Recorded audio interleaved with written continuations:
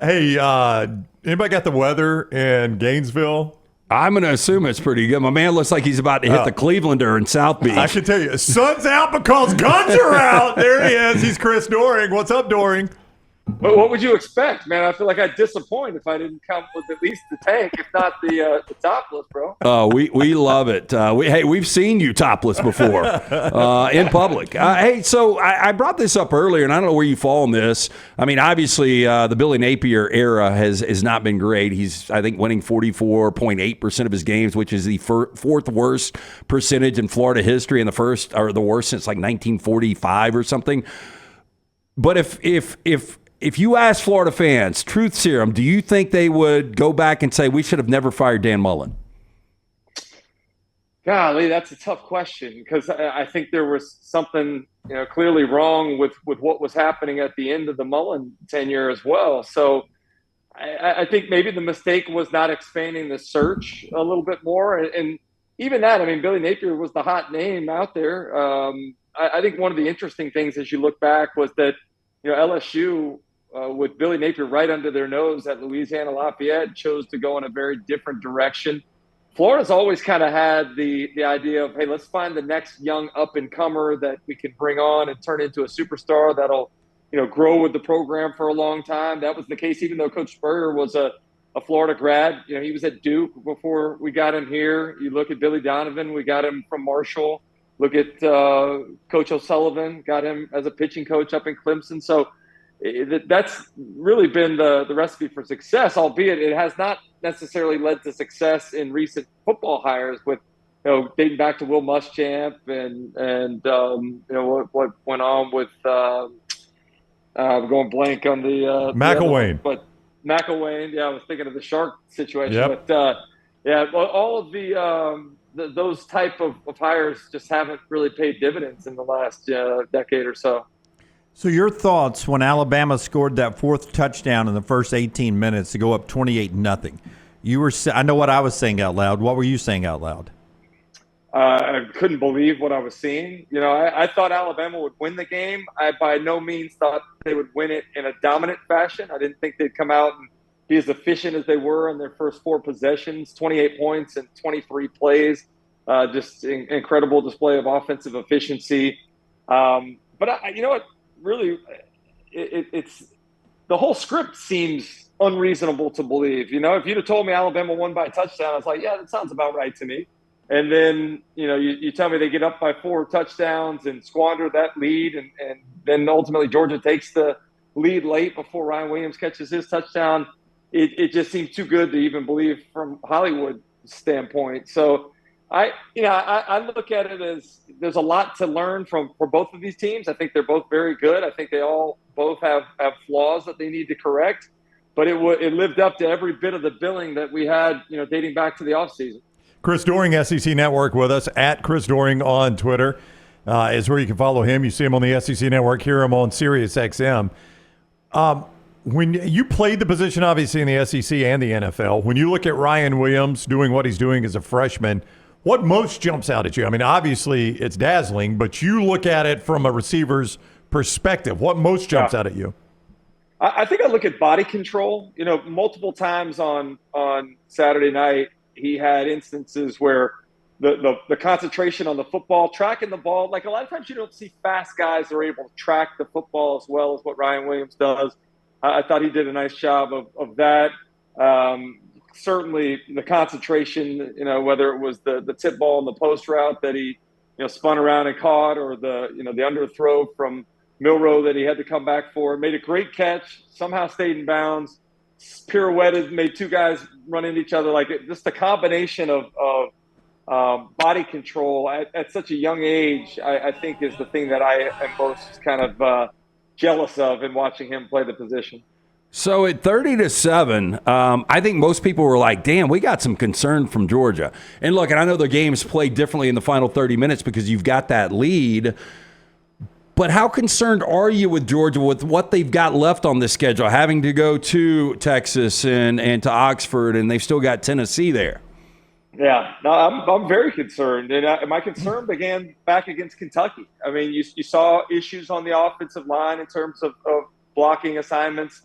certainly the perimeter. That was one of the things that Alabama did really well, particularly in the first quarter, was blocking on the perimeter. That's why they had all the success they did on the outside. But Georgia doesn't really, you date back to the Kentucky game, a ton of missed blocks on wide receiver screens. And the way you turn, runs into explosive touchdown carries is by having receivers that are willing to block on the outside. So I need to see more from them there. I think I mentioned 4 stats the other day, guys. 4 stats you don't see Georgia typically on the losing end of. First of all, sacks, 3 for Alabama, none for Georgia. So not only they're not able to protect, they don't get to Milroe. 4 turnovers to 1, -3 in the turnover margin is not something we typically see from Georgia. 173 rushing yards to just 80 for Georgia. They're not ever outrushed. I mean, they're a team that prides themselves on being able to run the football. And then the most worrisome, I think, 10 explosive pass plays of 15 yards or more. That, to me, is what I worry about with those teams you mentioned on the schedule. Texas, we know they have a dynamic group of receivers. Tennessee can certainly throw the ball around the yard. Ole Miss can, despite looking bad on Saturday. So I honestly believe – I said it before the game on Friday. I said this team has a much more – high likelihood of being 9-3 than they do 12-0, and certainly they're one loss towards that right now. Give me the concern level for Ole Miss after what happened to them in Oxford. I think it's pretty high as well. I mean, Kentucky scored 20 points and rushed for about 83 yards, and still were able to win the football game. So I don't know if it's some specific concern that I have as much as it is the overall toughness, the killer instinct. You go out there on the first possession and go right down the field. It looks like you're playing, your previous 4 opponents, and then they bog down on offense. And Lane Kiffin said it best, like, you have to have a kill mindset. Championship teams put teams away. Championship teams find ways to win when they're not playing their best. Offense had a chance to salt the game away in a 4-minute situation. Defense has a chance to get off the field on 4th and 7. Special teams, you miss a field goal to tie to go to overtime.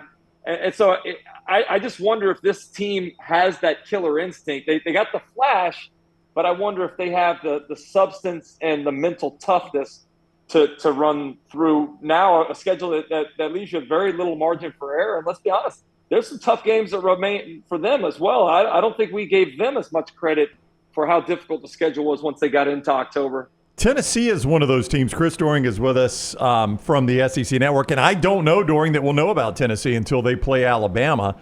Right over there on Dunaway's whiteboard, his sneaky good game, and Lance agreed, is Tennessee at Arkansas. This is no fault of Tennessee's. They keep beating teams, and then the teams show that they weren't very good, right? I mean, yeah. They beat NC State. NC State just hasn't been great. Tennessee beat them the way they should. They go to Oklahoma. That was an impressive win. Oklahoma, if they don't get a miracle pick 6, they lose at Auburn. I don't. It's not Tennessee's fault. I'm not blaming them. I just don't know who they have played, and we may not know until they play Alabama, unless you think Dunaway's whiteboard is showing us something right there.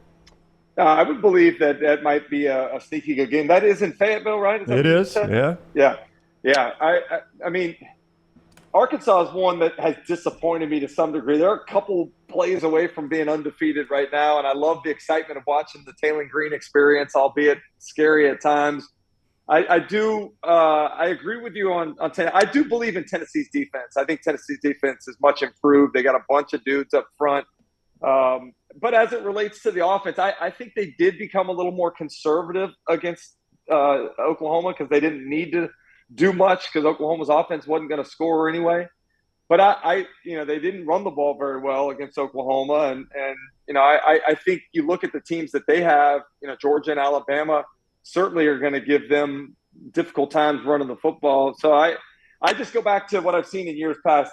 The way you beat Tennessee is by being extremely physical with them, particularly up the middle and on the outside with their receivers playing more press coverage. Georgia and Alabama can do that to Tennessee. So I'm anxious to see. And I think Travis Williams has done a nice job at Arkansas. So I'll agree with Jim. I think that's a sneaky good game there coming up in Fayetteville. Okay, Doering. Colorado completely beats the brakes off of UCF in the bounce house. And now they come into the Swamp, and they're a slight favorite over the Gators. First of all, how do you see the game playing out? And if you're Napier, what do you do with the quarterback situation moving forward? How embarrassing is it, first and foremost, that Florida is a home underdog in the swamp to UCF? It's pretty bad. It's terrible. Yeah. It's hard for me to fathom. Hard for me to swallow every Sunday when I go through my power rankings and have Florida at 15, only behind the train wreck that is Mississippi State right now. But I guess a little bit of the luster has coming off of Gus Malzahn's team there after losing to Colorado the way that they did. Everybody was all up in arms during the bye week about how good of a rushing team UCF was, being number one in the country before the Colorado game, and how bad Florida has been defending the run. But, like, you guys tell me, what is their identity on offense or on defense? Like, I don't think there's anything you necessarily hang your hat on and feel really good about. I'll say this, though, Lance. I'm a Graham Mertz guy. I thought that the thing heading into the season, it was well handled by Coach Napier, and that this is Graham Mertz's team. We're going to give DJ Lagway a chance to learn from Graham Mertz, which both DJ and his father were very grateful for. But then Graham played terrible against Miami, as did everybody else. So you go ahead and decide you're going to listen to the fan base. After the Samford game, that's like playing well, no offense. I know you guys are in Alabama. That's not like playing an SEC defense. But I'll say this: the idea that you're going to switch quarterbacks on every single possession is just ridiculous. In that Texas A&M game, Graham Mertz took you on a 75-play touchdown drive, the only drive you had rhythm in, and then you put DJ Lagway back in and you go 3 and out. DJ Lagway is going to be a great quarterback, but he needs to wait like Arch Manning waited his first year, like Nico Iamaleava waited his first year. Learn from somebody that's a veteran, and no better person to learn from than Graham Mertz. I thought they were better against Mississippi State, but still inserted DJ just to insert him. Like, I think if you have something specific that you think he can bring a wrinkle to, I'm good with it. But Graham, by far, is the leader on this team and the best quarterback on the roster. What a true professional. A teal tank top rolling off Nico. I know. That was kind of a flex in itself. That's right. Just kind of jabbing it in there. He didn't have to bring him up. He just did it so he could say it, yeah. Billy Napier's trying to build it like Saban was building it in Tuscaloosa, even using the word process. But I was poor growing up. That's like Coke and Shasta to me so far. It's not the same. They're trying to be the same, not the same. Hey, when you just let's go back to Ryan Williams for a second. Can you just that play at the end? Because I know, I've seen you dance. Oh, Dory's got those in moves. Nashville. I mean, the moves that Ryan Williams had. Is there ballet in his background? Is he?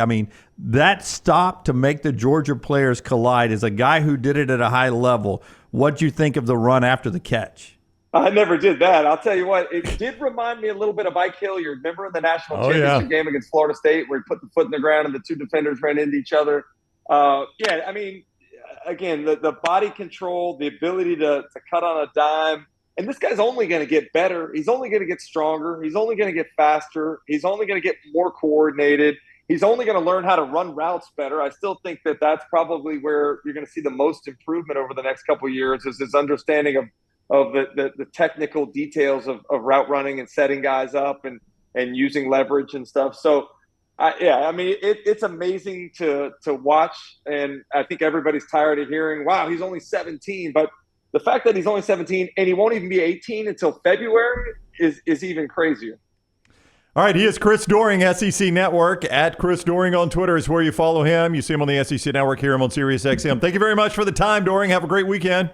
Yeah, appreciate you, boys. I'll talk to you soon. All right, man, be good. Doering with us on the Johnston RVCenter.com hotline.